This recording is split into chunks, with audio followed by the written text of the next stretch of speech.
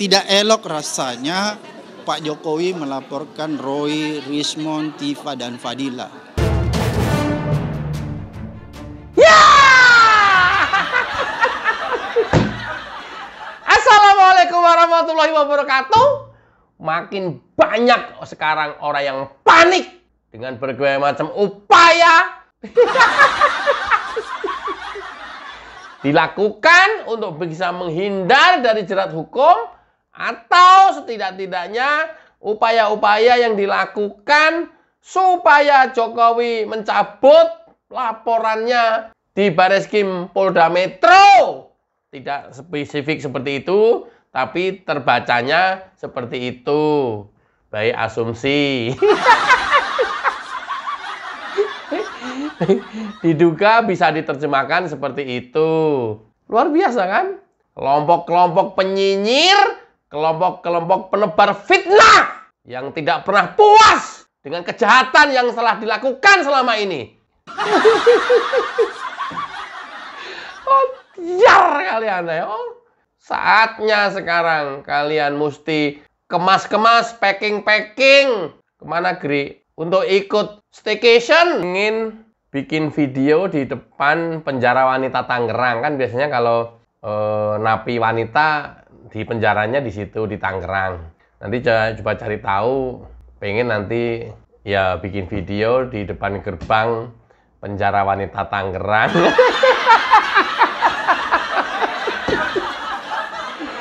Gri, lu seneng banget sih Gri sama Dokter Tifa, Gri. Bukan, ini kan harus persiapan. Kita harus siap-siap melakukan eskort di Tangerang, penjara wanita Tangerang. Ada tamu, mesti kita eskort.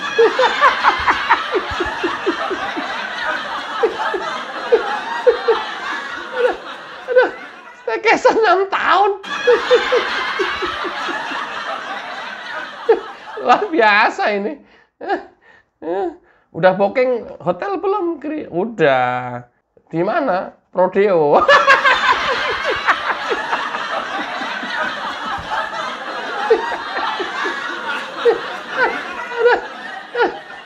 Yang dilengkapi dengan LPK, Lembaga Pendidikan Keterampilan, jahit, nyulam, masak.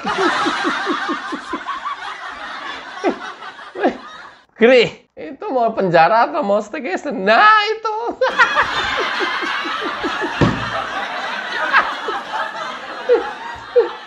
Ternyata tidak hanya 4 orang saja yang panik, ya. Tapi Abraham Samad kelihatan ikut-ikutan panik. Sangat wajar karena Abraham Samad tahu persis hukum karena dia pengacara, ya, mantan ketua KPK.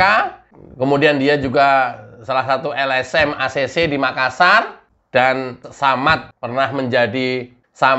sangat dekat dengan Jundullah Islam Garis Keras di Makassar. Pernah menjadi tim hukum Komite Penegakan Syariah Islam di 2002.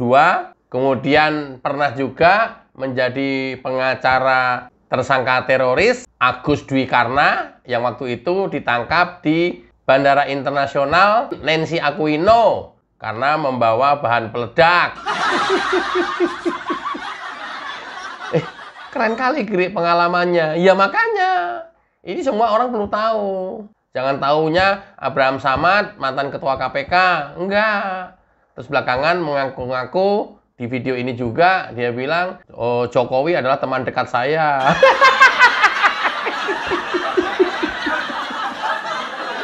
Ngaku-ngaku.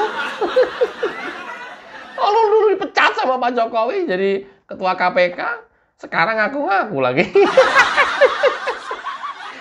Ada maunya ya? Nah, Samad berkuliah menyelesaikan S1, S2, dan S3 di Universitas Hasanuddin Makassar. Dia sangat dekat juga dengan Abu Bakar Ba'asyir dan mendampingi beliau pada saat kunjungan ke Makassar. Keren kali, Gri. Iya, makanya orang biar tahu dulu. Taunya kan mantan KPK aja kan. Wah, bagus mantan KPK. Belum tentu.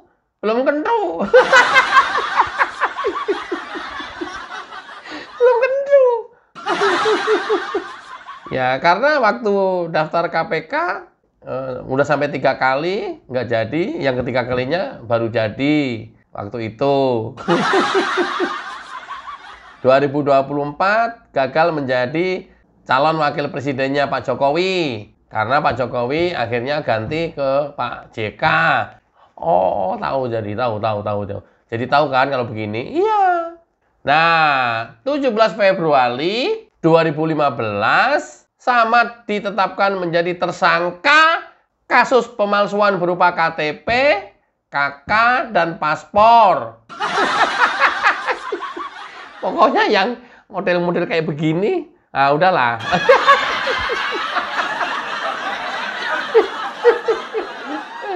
Nah, pada saat peristiwa itulah kemudian diberhentikan oleh Presiden Jokowi sebagai Ketua KPK berbarengan dengan Bambang Wijoyanto.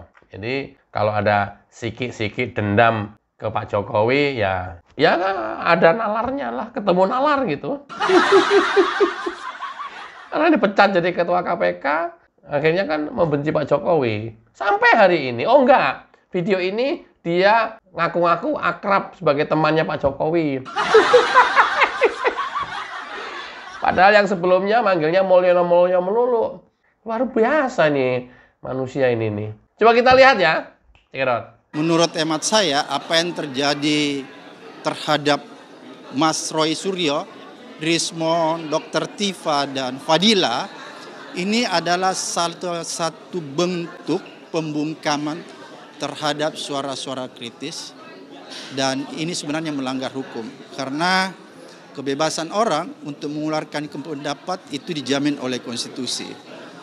Jadi kalau orang paham tentang konstitusi, pemerintah paham tentang konstitusi, maka suara kritik tidak boleh dilawan dengan mengkriminalisasi seseorang lewat laporan ke kepolisian. Wait. Boleh lu S3 boleh. Hukum, S3 hukum boleh. Lu udah malang melintang di LSM boleh. Lu ketua KPK boleh. Boleh. Ya. Tapi kalau keahlian kamu, kepintaran kamu untuk memutarbalikkan fakta yang sebenarnya, itu yang kemudian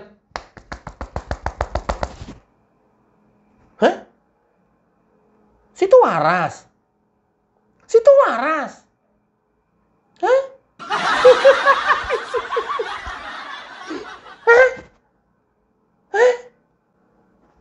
Ini apa-apaan ini?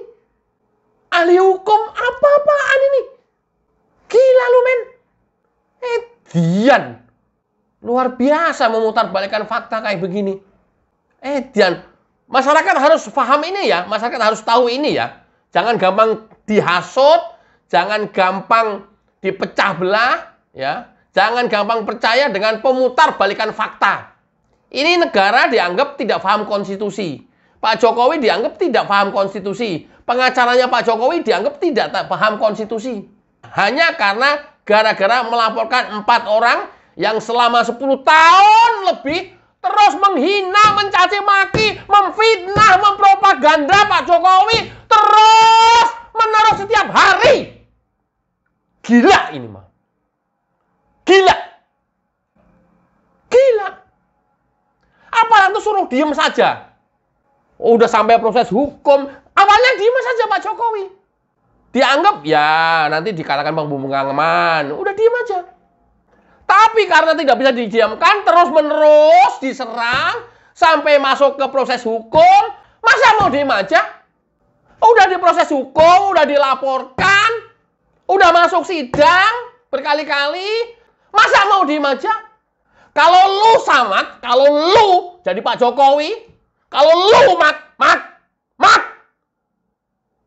lihat mata gua mata gua lihat Mat. Kalau lu Mat, yang jadi Pak Jokowi Mat, kamu terima? Bisa mati konyol begini terus-terusan mah. Gila aja, dihina, dicaci maki, direndahkan, difitnah, diem saja kok.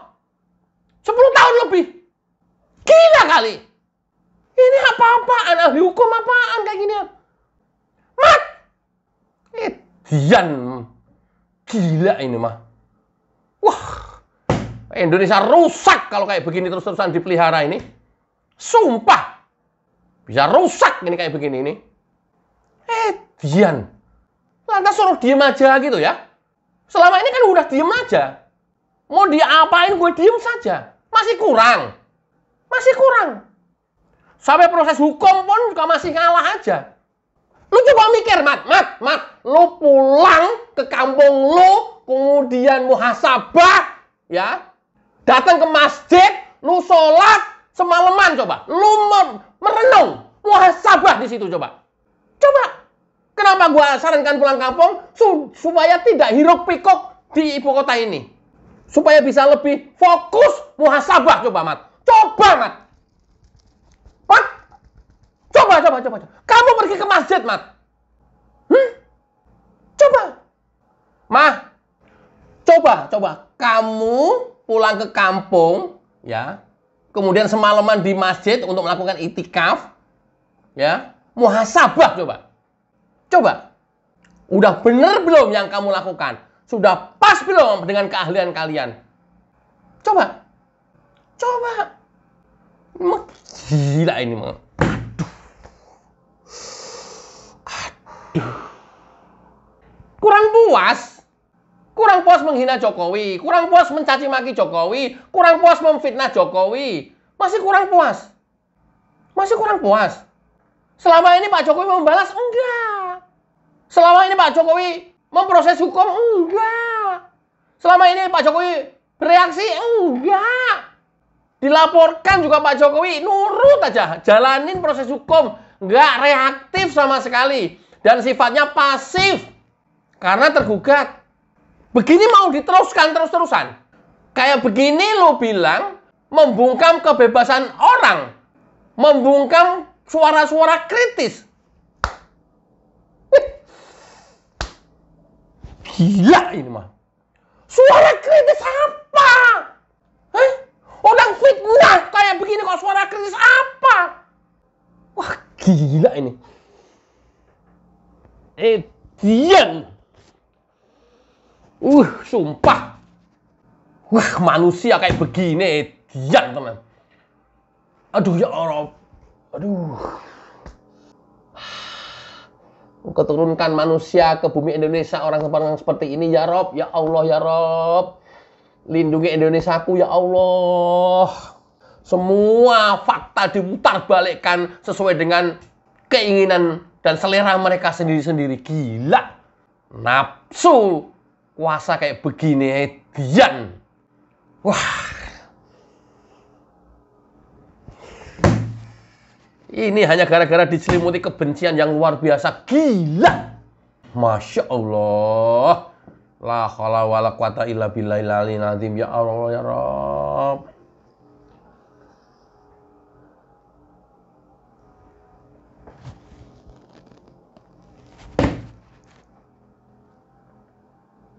Ini keterlaluan, sumpah keterlaluan. Sumpah keterlaluan. Abraham Samad, lo undang gua deh. Kita ketemuan deh. Gila, berdua. Gila ini mah. Aduh. Gila. Gila.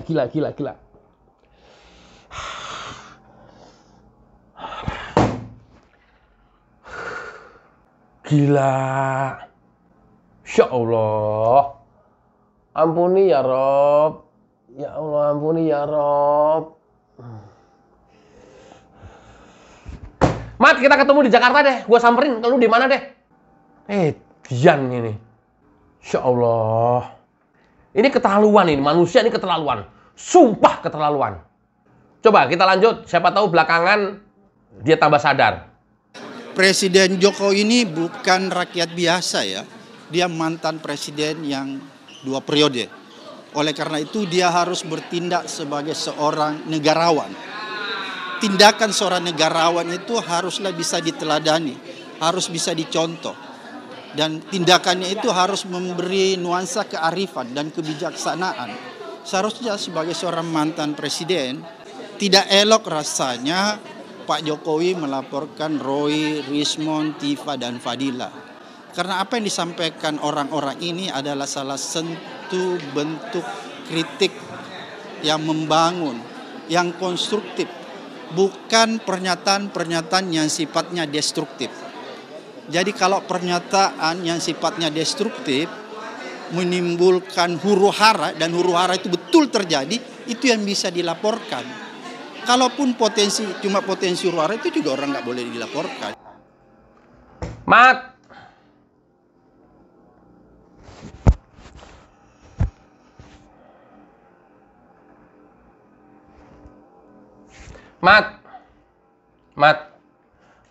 bener-bener lu keterlaluan. Sumpah kamu keterlaluan, Mat. Ya bebas aja lu berpendapat ya. Tapi ketika ini kamu sampaikan di ruang publik, keterlaluan. Keterlaluan, apalagi yang kamu itu adalah mantan ketua KPK, ahli hukum. Gua bukan orang hukum. Gua nggak tahu hukum sama sekali. Tapi pakai logika orang waras aja gitu. Mat, lu nggak lihat ya kemarin kericuhan di Solo di rumah Pak Jokowi pada saat mereka datang ke Solo yang meminta ditunjukkan ijazah palsu. Itu kan keributan. Kok ini kamu bilang kritik membangun dari mana, Mat? Enggak.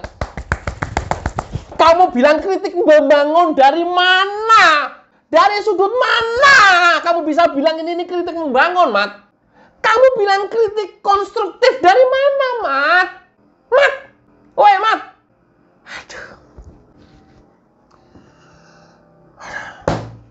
Negara kalau orang-orangnya isinya kayak begini semua, mau jadi apa kita ya? Boro-boro membangun bisa setara dengan negara-negara lain seperti China, Jepang, Korea. Isinya kayak begini. Masyarakat diacak-acak terus pemikirannya. Diberikan informasi, dicekokin terus, yang diputar balikkan faktanya. Masya Allah, la haula wala quwata illa billah, ya Allah. Allahu Akbar, astagfirullahaladzim.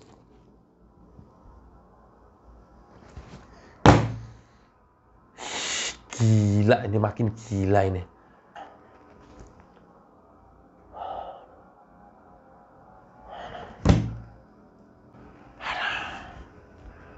Sekolah pinter-pinter, isinya hanya buat ngisi ruang publik yang seperti ini.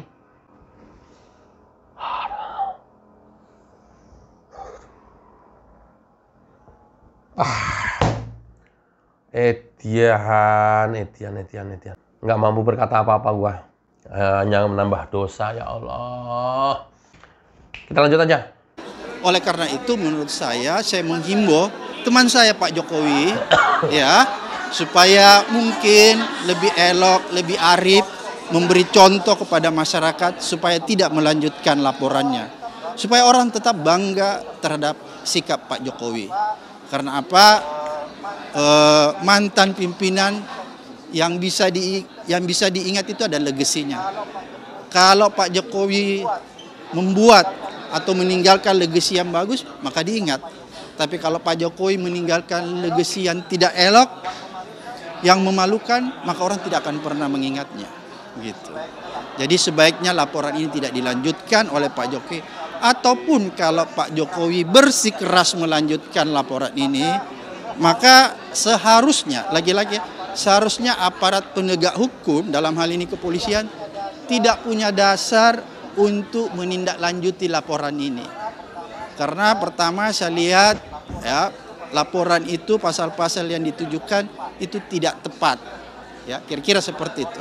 Sebagai orang yang lama berkecimpung di dunia hukum dan sebagai orang yang punya latar belakang penegak hukum.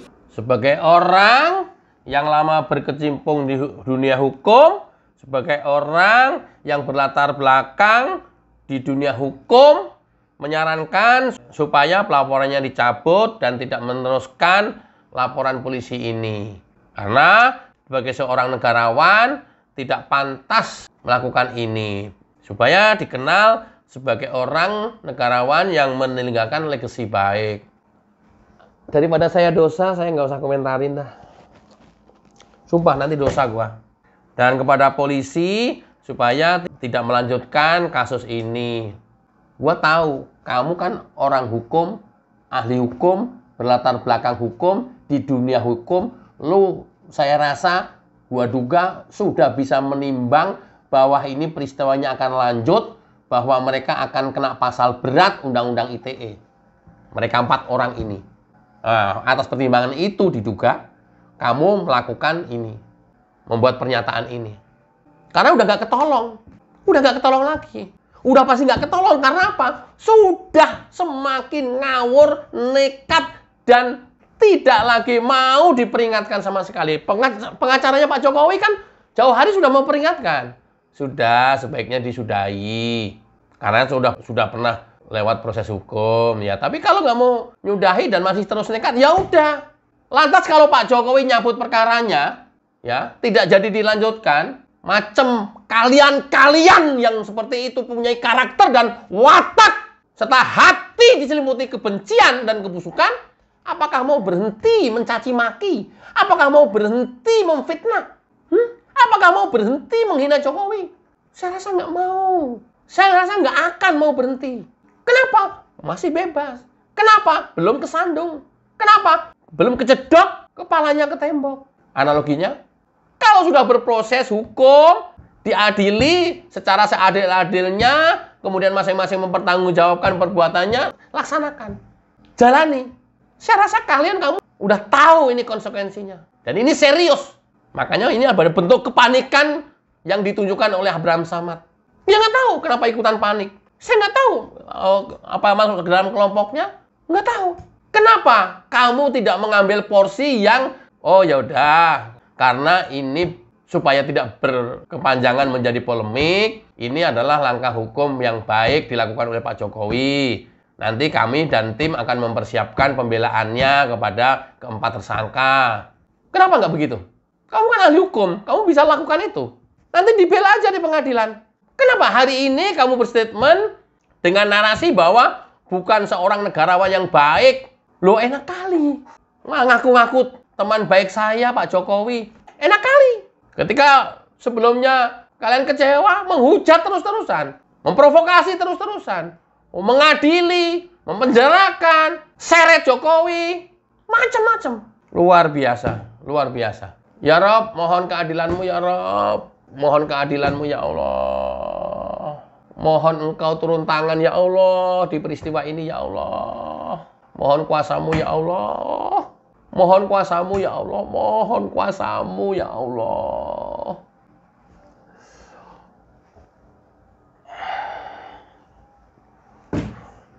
Oke ya, mudah-mudahan bermanfaat. Wassalamualaikum warahmatullahi wabarakatuh. Cayo.